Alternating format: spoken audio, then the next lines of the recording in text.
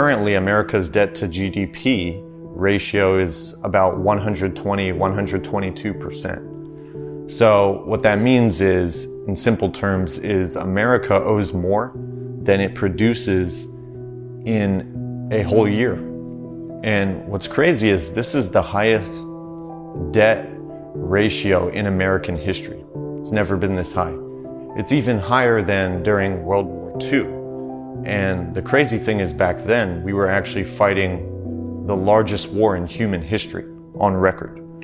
So today, we're in a worse situation and there is no world war, okay?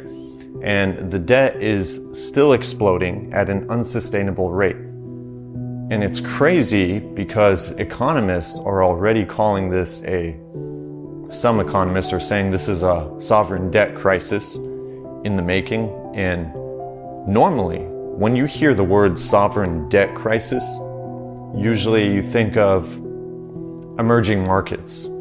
So for example, like what happened during the European debt crisis in 2009. So when countries like Greece were in trouble, that was a sovereign debt crisis. But now people are basically uttering those same words, sovereign debt crisis, in the same sentences as the United States. So this just tells you how bad things are really getting. And I'm going to get to the points where it's going to affect us and what we could do about it. So for the government spending cuts that you might have heard about lately from Doge and Elon, a lot of people think they were effective, but they haven't fixed anything, and I'll explain why. And they won't, because as big as the cuts sound on paper, they're basically a drop in the bucket in the grand scheme of things. And I'll tell you why. It's because, sure, the budget deficit fell by about $76 billion. And at first glance, it sounds really good. Again, it sounds good on paper. But here's the thing, it's still a deficit. So we're still in a deficit. And they cut spending in one area, but then they offset it by spending somewhere else. And that's actually what they're doing now.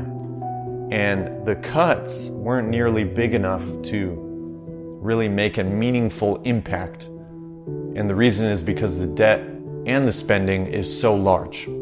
So that's the problem. So the issue is still getting worse as we speak. Now, so you might be wondering, okay, but how bad is this national debt crisis really? And what does it really mean?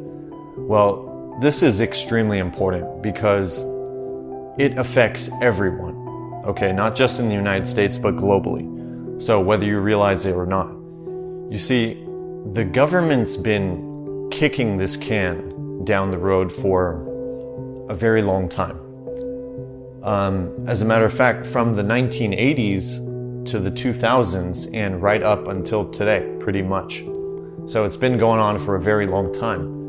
And the debt hasn't just grown, it's grown at an accelerating pace. And the truth is, all the politicians participate regardless what you think. And the reason that is I actually have my notes here, but if you look at the numbers, you'll see, so under the George Bush administration, so about 6 trillion was added, and that was mostly due to the Iraq and Afghanistan wars, invasions. Then under the Obama administration, the 2008 financial crisis and stimulus packages added around $9 trillion. And then Trump added about $7.8 trillion, mainly through tax cuts and increased military spending. And for Biden added approximately $5 trillion, mostly from the COVID stimulus programs, okay, during that event that took place. And fast forward to June 2024, the IMF, which is the International Monetary Fund, they officially warned that America's growing debt poses a serious risk, not just to the United States, but to the entire global economy and the whole financial system. You see, the US debt has been the giant elephant in the room for decades. And the truth is, no politician wants to touch it. That's the issue, because it's such a big problem. So they can't fix it without causing serious pain to the economy and to the financial markets. So what they do instead is play this game of political hot potato, where they just keep passing the problem down the line until, something fundamentally breaks at some point and the music stops. And when that happens, well, the infrastructure for the solution to that problem has already been built a long time ago, and it's been in the works. It's blockchain technology. It's digital assets to facilitate liquidity and liquefy the system. Assets like XRP, XLM, the XRP ledger, tokenization. It's all being quietly developed behind the scenes, and it's been positioned for over a decade now, for a very long time. It's nothing new. They've been preparing for a long time for this event and this shift taking place. So don't focus and get distracted with the headlines. The evidence, the documentation, and all the clues have been available for a very long time. Now you're starting to see it become more mainstream, narratives around it, but it's been there. And the masses are just starting to hear about this now. But it's been there for a very long time.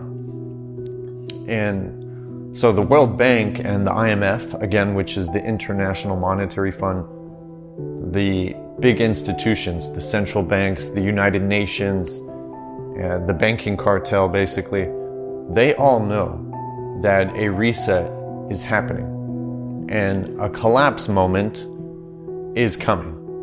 And they've been preparing and getting ready for that moment for a very long time, or at least for that transition period. And we're actually living through a reset right now as we speak. It just hasn't fully manifested yet, and we're currently just living through it.